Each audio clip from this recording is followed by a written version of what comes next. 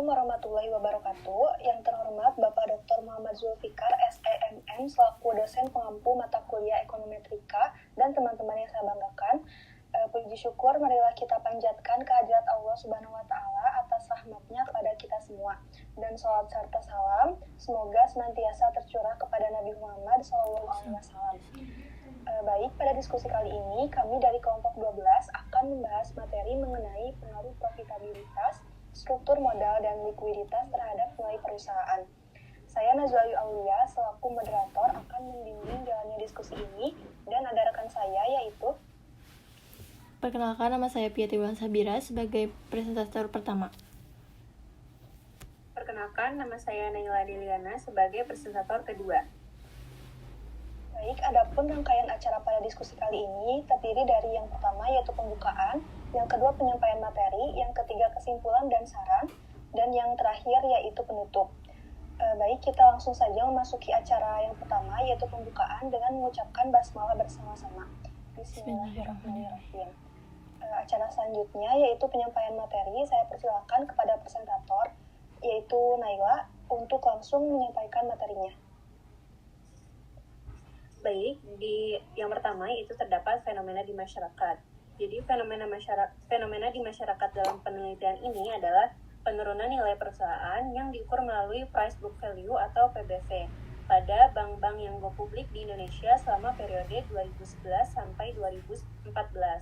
Fenomena ini menunjukkan bahwa kinerja perusahaan perbankan mengalami tantangan yang berdampak pada berkurangnya kepercayaan investor dan penurunan daya tarik saham-saham perbankan tersebut. Baik, materi selanjutnya yaitu mengenai teori akan disampaikan oleh saya sendiri. Menurut Saidi, pada tahun 2004, profitabilitas adalah kemampuan perusahaan dalam memperoleh laba. Yang kedua yaitu struktur modal atau kapitalisasi perusahaan adalah pembiayaan permanen yang terdiri dari hutang jangka panjang, saham preferen, dan modal pemegang saham. Contohnya hutang jangka panjang, hutang jangka pendek, dan modal ekuitas menurut Weston dan Copeland pada tahun 2007. Yang ketiga yaitu likuiditas dapat diartikan sebagai tingkat kemampuan suatu perusahaan untuk dapat membayar hutang-hutangnya yang telah jatuh tempo menurut Kashmir pada tahun 2013. Dan yang terakhir yaitu nilai perusahaan mencerminkan kemakmuran pemegang saham yang dapat diukur melalui harga pasar saham atau PBV. Profitabilitas atau kemampuan menghasilkan laba, struktur modal atau perbandingan antara modal dan utang, dan likuiditas atau kemampuan memenuhi kewajiban jangka pendek adalah faktor-faktor utama yang secara teoritis mempengaruhi nilai perusahaan. Materi selanjutnya akan disampaikan oleh Wulan. Kepadanya saya persilahkan. Selanjutnya, mengenai permasalahan. Dalam jurnal ini, permasalahannya berkaitan dengan pengaruh profitabilitas, struktur modal, dan likuiditas terhadap nilai perusahaan. Dalam konteks perbankan yang mengalami penurunan nilai perusahaan pada periode 2011 sampai 2014, profitabilitas, struktur modal, dan likuiditas dianggap penting dalam membentuk nilai perusahaan yang optimal.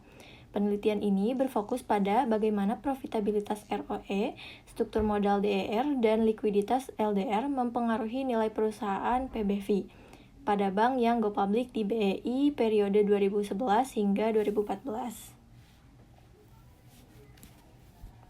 Materi selanjutnya akan disampaikan oleh Naila, kepadanya saya persilakan.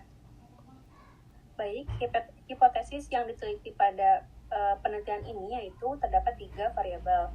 Yang pertama, hipotesis pertama yaitu profitabilitas atau return on equity ROE berpengaruh positif terhadap nilai perusahaan atau price to book value atau PBV. Di hipotesis kedua yaitu struktur modal atau debt to equity ratio DER berpengaruh positif terhadap nilai perusahaan atau price to book value PBV. Dan hipotesis ketiga yaitu likuiditas atau loan to deposit ratio LDR yang berpengaruh positif terhadap nilai perusahaan atau price to book value PBV. Baik, yang selanjutnya yaitu ada mengenai metode penelitian. Yang pertama, dalam metode penelitian ini ada cara pengambilan data, akan disampaikan oleh saya sendiri. Jadi dalam cara pengambilan datanya, penelitian ini menggunakan data sekunder, yaitu data yang diolah sebelumnya oleh pihak lain dan tersedia dalam bentuk laporan keuangan perbankan. Yang kedua, data ini juga diperoleh dari laporan neraca, laporan laba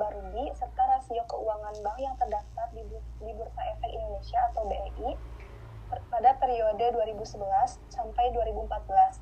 Dan sampel penelitiannya juga melibatkan 30 bank yang dipilih berdasarkan data Bank GoPublic selama periode penelitian. Yang selanjutnya akan disampaikan oleh Wulan. Selanjutnya mengenai perhitungan data statistik. Perhitungan data statistik menggunakan analisis regresi data panel dengan mengikuti beberapa tahapan. Untuk analisis regresi data panel, terdapat uji pemilihan model regresi menggunakan Chow test, Hausman test, dan Lagrange multiplier atau LM test. Kemudian untuk uji asumsi klasik melibatkan uji heteroskedastisitas, uji multikolinearitas, dan uji normalitas. Kemudian untuk uji hipotesisnya ada uji simultan atau F-test, kemudian uji parsial atau T-test, dan koefisien determinasi.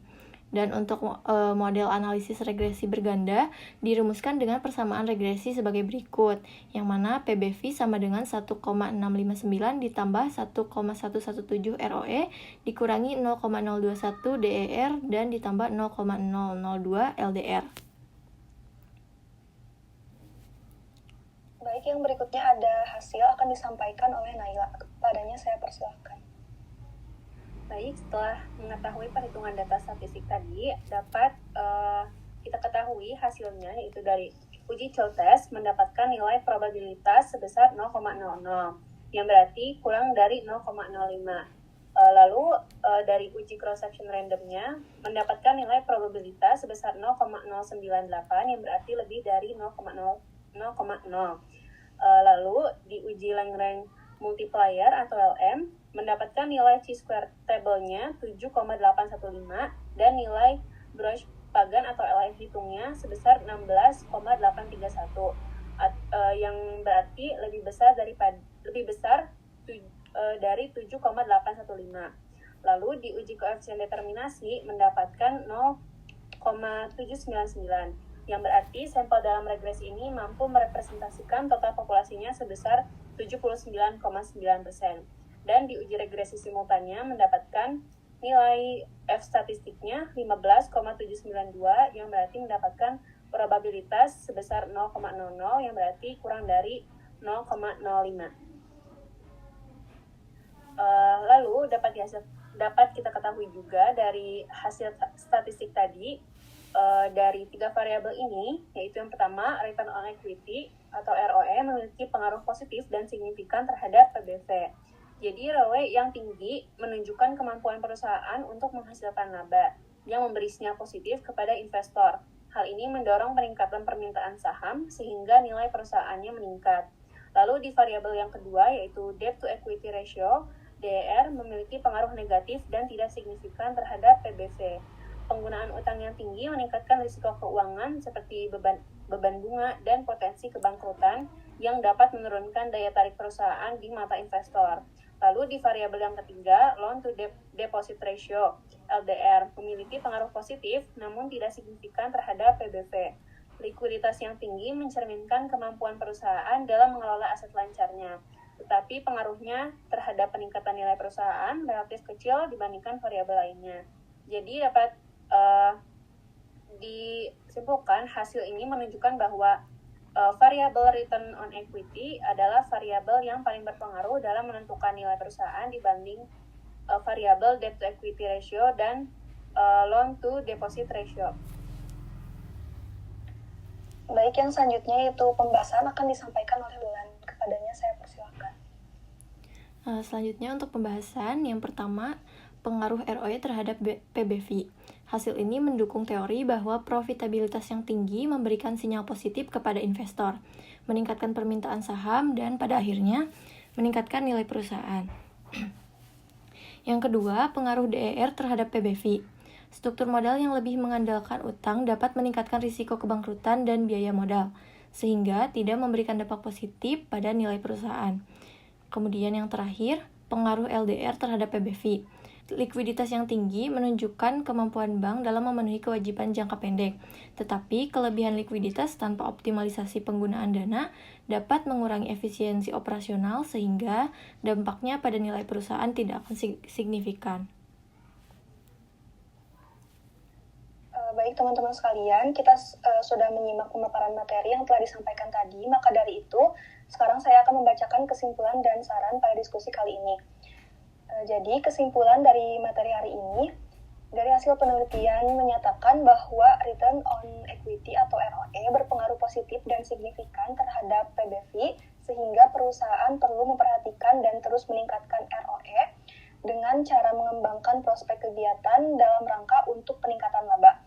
Nilai probabilitas terbesar adalah ROE jika dibandingkan dengan variabel independen lainnya. Oleh karena itu, ROE dapat dipakai sebagai prediktor dalam memprediksi tentang nilai perusahaan. Dan untuk sarannya, untuk penelitian selanjutnya dapat menambahkan faktor eksternal yang dapat mempengaruhi nilai perusahaan seperti tingkat suku bunga, tingkat inflasi, dan nilai kurs, dan lain sebagainya, sehingga dapat memberikan kesimpulan secara menyeluruh mengenai pengaruhnya terhadap nilai perusahaan. Baik, demikian diskusi kelompok kita kali ini. Marilah kita tutup dengan mengucapkan hamdalah bersama-sama.